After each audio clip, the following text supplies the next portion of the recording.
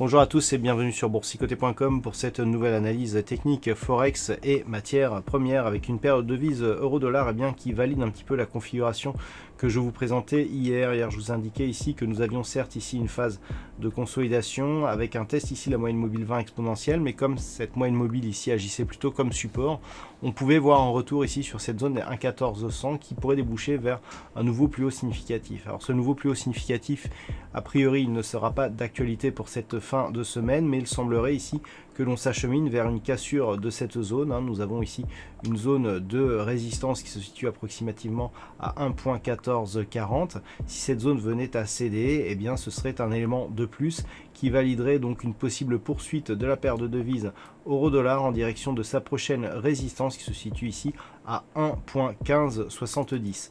Tant que l'on reste ici au-dessus de ces niveaux et de cette moyenne mobile 20 exponentielle, eh bien c'est la piste haussière qu'il faudra privilégier. Sur le câble, c'est relativement neutre depuis ici que les cours sont revenus sous la zone des 1.2645. Nous sommes toujours donc dans cette zone avec des cours qui continuent à osciller ici sous la moyenne mobile 20 exponentielle, mais sans grande conviction. Il n'y a pas de nouveau point bas significatif. Donc une phase ici de neutralisation, un petit peu comme ce qui était attendu entre 1.2470 et 1.2645. Ça s'est donc neutralisé d'un point de vue court terme, alors que sur une dynamique un peu plus moyen terme, on est toujours ici sur le coup de cette impulsion haussière qui a certes consolidé mais qui se stabilise.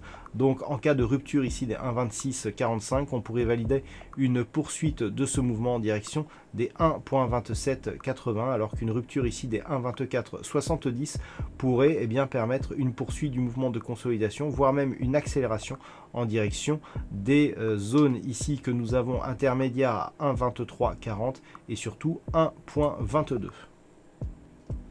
Sur l'or, on reste neutre ici depuis que les cours ont franchi ici la zone des 1790 $ l'once.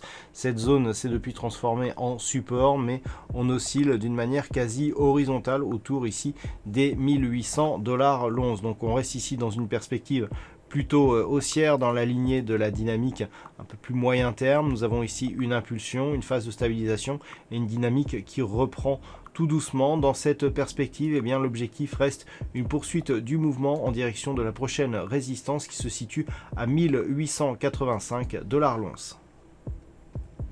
Et puis enfin on termine avec le WTI qui reste ici autour de sa zone des entre 40 et 40,50 $ le baril.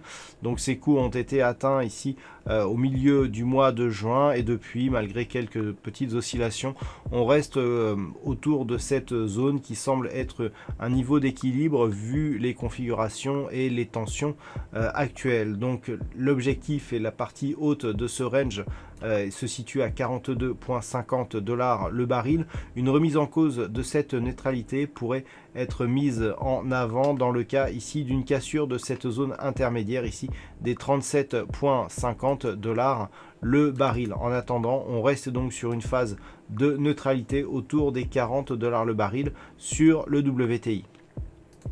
Voilà donc ce que l'on peut dire sur cette analyse technique Forex et matières premières. Passez un bon week-end, on se retrouve dès la semaine prochaine pour d'autres analyses techniques, toujours sur le site boursicoté.com.